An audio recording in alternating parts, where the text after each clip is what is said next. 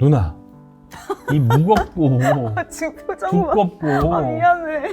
갖고 다니기도 어려운 정말 침대 맡아놓고만 볼 수 있는 이 책을 나한테 추천해서 내가 한동안 어깨가 많이 무거웠는데 이 책 왜 추천한 거야? 이렇게 두꺼웠구나. 600 페이지가 페이지. 넘어. 나 이걸 너한테 꼭 추천했던 이유가 너 조지 오웰을 좋아해? 조지 오웰은 진짜 고등학교 때 중학교 때 그치? 논술 공부하면서 조지 오웰을 읽어야 한다고 해서 동물농장, 1984 이런 거 읽었던 기억이 나네. 그치. 조지 오웰에 대해서 좀 잘 모르실 수도 있는 그러니까. 분들을 위해 조지 오웰을 간략하게 설명을 하면 조지 오웰은 이제 영국의 작가이자 저널리스트이고 우리가 아는 1984? 나 맨날 이 고유명사 1984 맞아. 난 1984가 왜 힘드냐면 나 고유명사에도 약하고 숫자에도 약하잖아. 그래서 자꾸 고유명사이자 숫자이니까 더 약해질 수밖에 없는 거지. 1984 동물농장 그치. 이런 걸로 이제 유명하고 난 에세이 쪽을 좀 더 좋아해. 르뽀. 그래서 이제 파리와 런던의 밑바닥 생활 뭐 이런 것도 있고 까탈루나 창가 뭐 해가지고 이제 스페인 전쟁 참여했었던 이제 그런 걸로 굉장히 유명하고 조지 오웰은 지금도 미국에서 가장 위대한 작가 이런 거 이제 투표하거나 아니면 매체에서 선정할 때 늘 탑 3 안에는 들더라고. 굉장히 한국에도 조지 오웰 팬이 많고 내 주변 작가들 중에도 특히 남자 작가들이 조지 오웰을 너무 좋아하고 근데 사실 난 조지 오웰을 그렇게 좋아하진 않아. 이 책 때문에 안 좋아하게 된 거야? 원래 안 좋아했던 거야? 그 그걸 사람 밝히고 시작해야지. 그 사람의 르뽀는 좋아하는데 이상하게 소설은 그냥 그렇지 않았어. 아마 소설 같은 게 많이 읽히고 사람들한테 지금도 회자되는 이유는 미래를 예견하는 맞아. 소설을 쓴 거잖아. 그리고 그게 디스토피아적이잖아. 맞아. 뭔가 그러니까 우리가 이미 근데 그 시기를 지나왔단 말이야. 1984년도를 지나왔으니까 그러면 그때처럼 심각하진 않지만 돌이켜보면은 거기서 예견한 게 사실 상당 부분 맞아 떨어지거든. 시대를 앞서간 작가로구나 생각해서 더 추앙하는 것도 있는 것 같더라고. 그치. 게다가 약간 시대의 양심 같은 이미지가 있어. 약간 전체주의 막 이런 거에 굉장히 반대하고 책 내용 자체도 전체주의, 뭐 파시즘 자본주의, 이런 것도 파시즘에 격렬히 반대하고 이 사람 행동 자체도 그걸 옮긴 사람이니까 스페인 내전에도 참여하고 시대의 양심, 양심적인 지식인 약간 이런 느낌으로 이제 존경을 받는 사람인데 이제 이 책을 이게 조지 오웰 뒤에서 부제가 지워진 안에 아일린. 그래서 나는 조지 오웰을 좋아하거나 조지 오웰 책을 많이 읽은 사람들이 특히 이 책을 조지 오웰 책이 국내에서 나가는 것만큼이나 나는 이 책이 많이 나가서 사람들이 이 두 개를 다 읽었으면 좋겠거든. 이 책의 줄거리를 되게 두꺼운 책이지만 간단해요. 줄거리는 정희진 선생님의 추천사를 내가 좀 읽어주면은 하면 이 책이 될까? 어떤 책인지 좀 알 것 같은데 조지 오웰은 누구인가? 그는 남봉꾼, 강간범, 교활한 겁쟁이, 착취자였다. 이것이 오웰의 참모습이다. 가부장제 사회에서 문학과 작가는 어떻게 만들어지는가에 대해 이보다 더 논리적이고 정교한 책은 없을 것이다. 이 책을 읽으면서 마르크스, 톨스토이, 아인슈타인이 예외가 아니었음을 깨닫는다. 성별 분업 사회에서 그들은 조지 오웰과 같은 평범한 인간이었다. 아내는 남자에게 두 개의 삶을 선사한다. 일상의 노동으로부터 떠날 수 있는 삶과 아프거나 세상으로부터 상처받으면 언제든지 돌아올 수 있는 삶 이렇게 쓰셨는데 이게 조지 오웰이 어떤 사람이었는지 그동안 전기 작가들은 조지 오웰을 시대의 양심이고 시대의 지식인이라고 썼지만 사실 조지 오웰은 엄청난 바람둥이, 여자를 엄청 좋아하고 심지어 아내하고 결혼하기 직전까지도 거의 사실혼 관계의 여성이 있었고 그리고 이제 아이린이랑 결혼을 했잖아. 근데 결혼을 해서도 끊임없이 바깥에서 다른 여자들과 자고 다녔는데 구애도 하고 그냥 자고 구애하는 게 아니라 강간을 한다는 게 문제지. 덮치잖아. 맞아. 그것도 깜짝 놀랐어. 나 진짜 놀랐어. 게다가 아내의 친구를 건드리기도 하고 일단 조지 오웰의 여자 관계에 있어서는 이렇게 요약을 할 수가 있고 이제 아내도 그 시대에 옥스퍼드 대학 나오고 엄청난 엘리트였단 말이야. 맞아. 그 작가가 될 수도 있는 여성이었는데. 그리고 솔직히 이 아이린이 친구들한테 썼던 편지 같은 거 보면 이 사람도 엄청 반짝반짝한 그치, 사람이잖아. 그치. 많은 사람들이 여기서 증언을 했지만 아이린이랑 결혼한 이후에 조지 오웰의 에세이들이나 작품들이 눈에 띄게 좋아져. 그러니까. 조지 오웰은 약간 좀 설익은 약간 좀 너무 성급한 섣부른 결론들을 많이 내리는데 아이린이 그럴 때마다 그렇게 생각하면 안 되고 이런 측면은 없을까라고 이제 옆에서 끊임없이 얘기해주고 1984 같은 경우는 아이린이 그 제목으로 쓴 시가 있고 맞아, 그리고 맞아. 동물농장 같은 경우는 아이린이 조지 오웰한테 우화 형식으로 쓸 것을 강력히 얘기를 했고 그래서 많은 아이디어들이 이제 아이린으로부터 나왔어. 그러니까. 근데 그게 어. 아이디어 차원이 아니라 사실 제일 중요한 부분이잖아. 그치? 1984나 동물농장에서 가장 키포인트라고 할 수 있는 부분. 동물들에게 입을 달아주고 맞아. 그 파시즘에 대한 이야기를 풍자하는 이야기. 이게 원래 아일린이 조지 오웰한테 암탉이 등장하는 어린이 책을 써볼까 해요라고 한 다음에 디벨롭 되어서 나타난 게 이제 조지 오웰의 동물농장인데 사실 그때도 조지 오웰은 이걸 르포 형식으로 쓰려고 했는데 맞아. 아일린이 소설로 써야 된다. 맞아. 풍자가 담겨야 된다라고 해서 바꾼 거잖아. 그런 걸 보면 사실 정말 중요한 부분들을 다 건드려 준 건 아일린이야. 맞아. 근데 아일린이 너무 슬픈 게 나는 어. 옆에서 그냥 조언만 하는 사람이 아닌 거야. 맞아. 조지 오웰이 쓴 거를 다 또 타이핑하고 교정교열도 봐야 되고 집안일을 또 누가 또 해. 아일린이 해야 되고 맞아. 또 아일린이 집에 있을 때 조지 오웰이 자기 뭐 전쟁에 참여해야 된다 참가해야 된다 떠나버리면 남은 집안일과 생계 유지 자식 키우는 것까지 혼자 다 담당해야 되는 거잖아. 그래서 사실 나는 여기 제목의 뒤에서 부분이 되게 좋은 거야. 왜냐면 이 책은 뒷자리 뒷바라지 같은 어떤 예술가나 위대한 정치가나 이런 사람들을 뒤에서 뒷받침해주는 사람들의 이야기가 사실 더 중요하다는 걸 보여주고 맞아. 있는 거지. 그러니까 아이린이 다 포기하고 조지 오웰의 아내가 되면서 집안일부터 시작해서 굳은 일을 다 하고 조지 오웰은 글만 썼잖아. 혹시 그거 기억나? 뭐? 화장실 역류해서 그래. 다 뭐가 그 맞아. 배설물 나오는데 어. 조지 오웰이 아내한테 와서 차 마실 시간 아니에요? 그러니까. 이 말하고 나 미친 뭐냐, 사람이야. 그때 진짜 내가 어이가 없어가지고 차 마실 시간 아니냐고. 게다가 이건 가부장제라고 하기도 되게 애매한 게 가부장제에서 가부장이 적어도 돈은 벌어오는데 맞아. 조지 오웰은 돈도 안 벌어와. 돈도 아내가 벌어와. 그런데 나는 이거 읽고 너무 화난 포인트가 많지만 내가 카탈루니아 창가 진짜 좋아한다고 그랬잖아.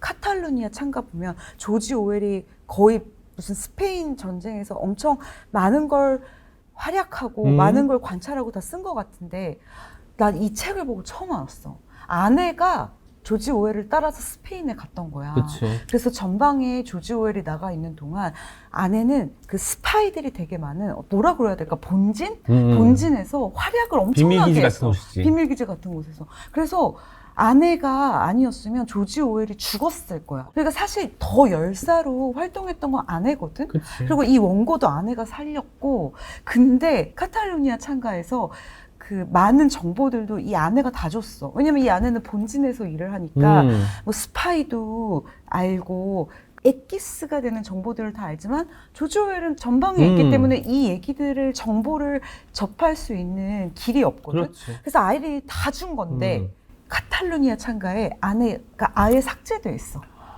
그러니까 나는 그게 너무 짜증이 나는 거야. 가끔 나온다? 근데 이제 나오는 게 아이린이랑 뭐 같이 밥을 먹었다 정도지 아내의 활약이 다 지 활약으로 다 바뀐 거야. 에나 펀더가 그래서 그런 말 하잖아. 자기도 조지 오웰을 좋아했고 이 책을 쓰게 된 거는 왜 아일린을 내가 몰랐을까였는데 생각해 보니까 조지 오웰이 한 번도 내 아내라는 표현은 썼지만 아일린이라고 고유명사로 이름도 안 나지. 안 나온다고 하더라고. 그러니까 이름을 불러주지 않으면 당연히 유령처럼 존재하는 거잖아. 그러니까. 당연히 있겠지 하면서 말 그대로 정말 뒤에서 있는 사람처럼 느껴지는 거잖아. 그렇기 때문에 우리가 조지 오웰이 아내가 있었다는 사실도 몰랐고 그 아내가 조지 오웰의 작품에 관여하고 생활에 관여하고 이런 것들을 하나도 모른 채 그러니까. 지금까지 1984 동물농장을 추앙했던 맞아. 거지. 그 모멸감이랑 그 미칠 것 같지 않아? 그래서 세상은 다 그걸 내가 한 줄 알아. 사실 네가 내 목숨까지 살려줬는데. 나한테 그럼 뭐라도 줬을까? 근데 조지 오웰 아내한테 아무것도 주지 않았지. 정말 나쁜 놈이야. 그리고 오히려 바람 피고 다니고. 어. 그 바람의 형태도 강간이었고. 그리고 나는 더 화가 나는 게 아이린이 몸이 약하잖아. 이 몸이 약한데 조지 오웰에 교정해주고 타입 다 해주고 돈도 벌어오고 하다 보니까 아이린이 점점 육체적으로 아파가. 점점 힘든데 조지 오웰이 그걸 알고 있거든. 아내가 지금 무리해서 점점 쓰러져 간다는 걸 알고 있는데 계속 착취하는 거야. 계속 착취하는 것도 짜증나 죽겠는데 아내가 아픈데 병원을 데려가질 않아. 그러니까. 병원을 데려가지도 않고 심지어 자기가 갑자기 아이를 키우고 싶다고 해서 지금 자기 한 몸도 건사하지 못하는 아이린한테 얘기해서 입양을 하자고. 아이를 입양해. 나는 그거 보면서 진짜 소리 질렀다? 야, 그거 입양하면 조지 오웰이 손 하나 까딱하겠니? 그 몸이 힘든 아이린이 키우겠지? 근데 결국 조지 오웰의 말을 들어줘. 그래서 아이린이 아이도 데리고 오지. 근데 난 진짜 지금 아이린이 다 한 일도 자기가 한 것처럼 다 거짓말 쳤지. 그러면서 끊임없이 바람 폈지. 그것도 강간했지. 그리고 이제 아이린한테서 모든 걸 착취했지. 이것도 너무 화가 나는데 아이린이 결국 쓰러지잖아. 그리고 병원에 가잖아. 그때 떠나버려. 아이린을 버려두고 안 가도 되는데 유럽에 일주일 앞당겨서 그냥 가버려. 애하고 둘이 두고. 그래서 아이린이 결국 병원에 가서 수술을 받기로 하잖아. 너 아이린이 그때 조지 오웰한테 보냈던 편지 기억해? 나는 그게 나 진짜. 나는 아이린 친구들이 있잖아. 아이린이 결혼하고 한 번도 그렇게 다정하고 가까웠던 친구들 만나지 못해가지고 편지만 한 번씩 겨우 주고받을 수 있는 관계들. 근데 그 친구들이 이제 아이린이 조지 오웰과 결혼한 걸 좋아하지도 않았고 이 생활이 못마땅했지만 이걸 말할수록 아이린이 점점 더 연락을 못하게 되잖아. 맞아, 고립되지. 그러다 보니까 나중에는 정말 조지 오웰을 위해서 산 삶이 되어버려서 난 마지막 편지가 제일 슬펐던 게 뭐냐면 아이린이 자기 자신을 너무 내세우지 않은 거야. 정말 계속 뒤에 남는 사람으로 있고자 한 게 너무나 안타깝고 그 와중에도 남편의 안위를 생각하고 그러니까. 앞날을 뭐 기원하고 이런 것들을 보니까 사실 그 수술, 큰 수술이잖아. 그 큰 수술을 받으러 들어가기 전에 나 같으면 정말 속에 있는 정말 우화 같은 것들, 분노 같은 것들을 다 토해냈을 텐데 어떻게 저렇게 살 수 있을까? 그게 조금 나는 이해가 되지 않으면서도 그것도 사랑의 한 방식일까? 이런 생각까지 하게 됐어. 그러니까 나는 아이린이 수술을 받아야 되는데 수술비 써서 미안하다고 그러니까. 나를 용서해달라고 뭐 이런 식으로 쓰잖아? 그러니까. 근데 나는 그게 뭐가 너무 소름 끼치고 무서웠냐면 아이린이 결혼 전에 아이린도 나오잖아. 그치. 그리고 심지어 결혼 초반에는 조지 오웰이랑 되게 동등하게 싸움도 맞아, 하고 맞아. 그리고 결혼할 때 목사한테 얘기해서 평생 순종하라는 그 어구 빼달라고 순종 빼줬어. 순종 그 정도로 주체적이었는데 이제 점점 이 사람이 이렇게 망가져가는 게 마지막 편지에서 절정을 이루고 결국 그 수술 받다가 죽었잖아. 그치.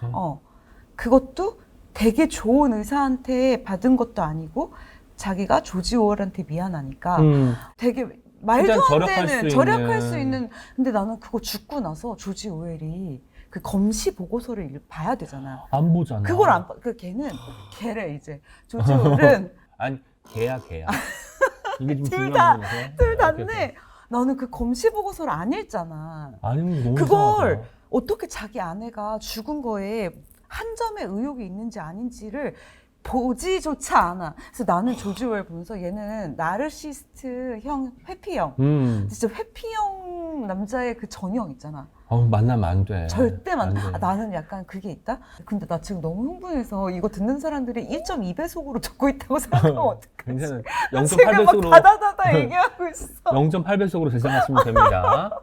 나는 그 말 되게 싫어해.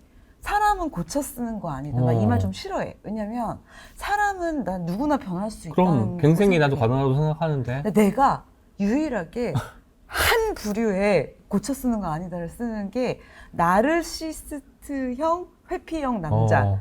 나르시스트들은 자기가 잘났잖아. 그리고 회피형들은 회피하기 때문에 모든 걸 회피하기 때문에 메타인지가 없어. 자기가 회피형이라는 걸 아는 것조차 회피하거든. 자기가 어떻다는 걸 반성할 수가 없고 두 번째는 회피형. 특히 나르시시스트형 회피형들은 늘 합리화에 쩔어. 합리화가 장난이 아니야. 그래서 누가 지적을 해도 나는 그럴 수밖에 없었어. 야, 그러니까 이 두 개가 합치는데 어떻게 변할 수가 있어, 사람이. 맞아. 그래서 나는 좀 그런 유형을 싫어하는데 조지 오웰이 전형적인. 그래서 나는 아이린의 죽음이 분명히 이 사람을 죄책감에 시달리게 하는 부분이 있었을 거야. 왜냐면 걔가 그치. 버려두고 갔고 그렇게 육체적으로 쓰러져가는 애를 끝까지 착취한 사람이 본인인데 그러니까 검시 보고서를 보는 게 회피하고 싶었겠지. 그렇지. 자기가 없었기 때문에 자기가 돌볼 수 있었던 부분이 있었을 텐데 자기가 하지 않아서 아내가 죽었을 수도 있으니까. 그걸 끝까지 회피하는 것도 소름이고 그 아이를 자기 친구한테 그것도 아일린의 짝사랑했던 맞아. 남자한테 가서 그 애를 맡기고 도망가 버리잖아. 너무 이상해 끝까지. 그리고 결정적으로 아내 죽자마자 한두 달도 안 돼서 결혼할 상대를 물색하잖아. 계속 여자를 물색해. 정말 적극적으로. 그러니까 필요했던 거야. 여성이 필요한 게 아니라 내 생각에는 자기 일을 다 봐줄 사람이 필요한 것 같아. 이 사람은. 그래서 이 책에서 내가 이 구절이 있지. 아내가 제공하는 서비스란 섹스, 육아, 청소, 요리, 교열, 심리상담, 살림살이 운영 이거를 외부에서 외주를 주기에는 돈이 너무 많이 드니까 이걸 결혼제도를 통해서 이 7가지를 다 해결해버리는 게 그러니까 지금 조지 오웰이 아내가 죽자마자 아내를 눈에 불을 켜고 찾잖아. 이걸 아이린이 해줬는데 이제 해줘야 될 사람을 찾아서. 그래서 나는 이걸 보고 와 진짜 조지 오웰도 조지 오웰이지만 그 가부장제 속에서 아내라는 사람이 정말 이 시대에는 돌봄 노동부터 시작해서 다 해야 되는데 다 하는 건데 또 아일린이 재능이 너무 또 탁월하니까 조지 오웰이 거기서 그냥 쭉쭉 빨아들인 거지. 그리고 마치 자기 거인 것처럼 소화해서 쓰게 되잖아. 그러니까 아일린이 있을 때 그리고 아일린이 제공해주고 제안했던 것으로 썼던 책들이 잘 되고 호평받아서 계속해서 계약할 수 있게 된 건데 내가 그 말을 들으니까 이 대목이 떠오르네. 오웰은 유명한 작가가 되겠다는 목표에서 눈을 떼지 않는다. 그리고 그 목표를 이룰 수 있는 사람이 되기 위해 그는 아일린이 필요하다. 인생이라는 끊임없이 흐르는 혼돈으로부터 원인과 결과를, 인물들과 그들의 운명을 풀어내는 이야기꾼으로서 아일린이 지닌 재능이 필요하다. 삶을 변화시킬 수 없을 때는 아이러니로, 조각난 삶을 다시 한데 엮어내고 싶을 때는 은유로, 거리를 두고 바라보는 아일린의 재능이 필요하다. 자신이 누구인지 일깨워줄 수 있는 로런스가 있었을 때 아일린은 그런 재능 모두를 오웰에게 줄 수 있었다. 하지만 이제 로런스가 사라졌다. 이렇게 이야기를 하는데 그 아일린이 붙잡고 있는 끈들이 또 있었잖아. 그런데 그 끈들이 하나둘 떨어져 나가면서 이제 혼자서 내가 누구지? 내가 뭘 해야 되지? 이런 어떤 생각에 좀 휩싸였지만 내 생각에는 일종의 관성과 가스라이팅 비슷한 어떤 그런 절차들을 겪으면서 조지 오웰이 시키는 걸 다 해야 되고 모든 걸 또 다 해줘야 된다라는 이런 강박으로 따라다니면서 그 도움을 주지 않았나 이런 생각이 들어. 이게 조지 오웰이 제국주의랑 전체주의에 대한 그런 어떤 폭력에 대해서 굉장히 정의로운 글도 많이 쓰는 사람인데 그런 사람조차 여성은 그치. 폭력으로부터 지켜야 될 사람이라는 인식이 없었고 자기 아내를 끊임없이 착취한 이 아이러니가 있잖아. 근데 사실 지금도 좀 그렇잖아. 옛날에 진보적인 사람들, 혁명을 위해서 일한 사람들 뒤에 보면 사실 그들의 정의로운 세상을 만들어야 돼. 모두가 평등한 세상을 만들어야 돼. 모두의 여성이 빠져있다는 그치. 생각을 굉장히 많이 하는데 이렇게 뒤에서 지워진 여성들이 얼마나 많겠어. 그러니까. 난 이 책을 보면서 나도 반성을 좀 많이 했지. 어떤 점에서 그러냐면 여기서 왜? 나오는 표현 중에 이중사고라는 표현이 있더라고. 한 사람이 두 가지 상반된 신념을 동시에 가지며 그 두 가지 신념을 모두 받아들일 수 있는 능력을 이중사고라고 하는데 이런 거지. 우리가 진보적이라고 해서 모든 분야에서 다 진보적이라고 볼 수는 없잖아. 정치적으로 진보적일 수 있지만 뭐 어떤 부분에서는 굉장히 낡은 사고를 가지고 있을 수 있는 사람들이 있다는 점에서 그런 점을 반성한 거지. 내가 어떤 점에서는 좀 뭐 진보적인 사람이라고 말을 할 수 있겠지만 이것도 그럴까 저것도 그럴까 할 때마다 걸리는 것들이 있잖아. 그러기 위해서는 내가 편견을 좀 덜어내고 내가 믿고 있는 것이 항상 옳지는 않다는 것을 의심해야겠다라는 생각을 하면서 이 책을 덮었네. 맞네. 나는 그 생각을 했어. 그 문학의 이슈 중에 작가와 작품을 분리할 수 있는가? 이제 이런 이슈가 있잖아. 근데 나는 이걸 읽으면서 무슨 생각을 했냐면 지금 그 고민을 하기 전에 작가와 작품이 분리된 적조차 없지 않았을까? 이런 생각이 드는 거야. 아마 애나 펀더가 이렇게 조지 오웰을 써줘서 그렇지 우리가 모르는 정말 많은 사람들 뒤에 이런 여성들이 있을 수 있다고 생각을 하니까 와 지금 작가와 작품을 분리할 수 있는가 이전에 작가와 작품을 분리할 기회조차 우리가 공평하게 얻고 있기는 한가? 그치. 이런 생각이 들고 누나 말대로 작가와 작품을 분리해서 볼 수 있는가라는 질문에 답하기 전에 그 작가가 어떤 사람인지를 우리가 알 기회가 있었나. 맞아. 그리고 여기도 나는 애나 펀더가 너무 훌륭했던 게 그 전에 조지 오웰 전기들을 다 훑어보고 맞아. 실제로는 어떤 상황이었는데 이걸 어떻게 가리고 지우고 윤색해서 조지 오웰이 호방하고 정이 넘치고 대의에 가득한 사람인 것처럼 포장해서 내보낼 수 있었는지에 대한 여정도 이 안에 담겨 있잖아. 그러니까 같은 장면을 보고도 사람들이 다 다른 이야기를 할 수 있는 것처럼 하지만 그거는 시각의 차이일 수 있지만 있는 존재를 굳이 지움으로써까지 심지어 그 인물이 너무나 중차대한 일을 했는데도 불구하고 이렇게 아예 존재하지 않는 것처럼 사라진다고? 그치. 당혹스러운 지점들이 너무 많더라고요. 맞아. 게다가 전기 작가들이 조지 오웰을 어떻게든 좋게 표장을 해야 되니까 마치 아내 아이린이 다자 연애를 허락한 것처럼 그렇지. 그렇게 쓰기도 하고 와 그래서 왜 우리 지난번 구병모 작가님 왔을 때 오독에 대한 이야기 했잖아. 정말 세상은 거대한 오독인 거야. 그치. 진짜 이것까지 읽고 나니까 와 뭐라고 형용할 수 없는 기분이 들면서 나는 만약에 이 책을 맨 처음에 읽었다면 조지 오웰 동물농장이나 1984를 안 읽었을 것 같다는 생각이 들어. 그래. 하지만 이젠 아일린이 또 한 부분이 너무나 그 소설들에서 맞아. 중요한 축이 되었고 요소가 되었다는 것을 알기 때문에 다시 한번 읽어볼 생각은 또 들고 있어. 그래 우리 슬슬 백자평을 좀 해볼까? 백자평. 별점과? 내가 이거에 별점을 어. 주자면 4.5. 5점도 아니야? 나 5점을 좀 미래에 그러니까 만날 조모미 작가님 혹시 진짜. 모를 네네. 그래서 4.5이고 백자평은 조지 오웰이야말로 빅 브라더였다는 그 사실을 담은 책. 너무나 훌륭합니다. 나 그럼 짧게 할게. 이 책 제목이 조지 오웰 뒤에서잖아. 나는 별 5개를 주고 있어. 그리고 평은 모든 큰일은 뒤에서 일어난다. 와 라고 찍겠습니다. 시인이다. 좋아. 조지 오웰의 책을 안 읽고 이 책 자체만으로 너무 재미가 있으니까 맞아. 논픽션과 픽션의 경계를 왔다 갔다 하면서 역사 자료를 통해서 어떤 픽션적인 요소를 넣고 거기에 에세이적인 요소까지 담은 뭔가 장르를 규정하기 어려운 책에 맞아. 발 담그고 싶은 사람에게도 적극 추천하고 싶어. 맞아. 그리고 이 가부장제라는 시스템이 어떻게 교묘하게 오랜 세월 동안 여성들의 어떤 정체성을 탈각시키는지 그 과정을 좀 읽어보면 좋을 것 같다. 이런 생각이 들었어.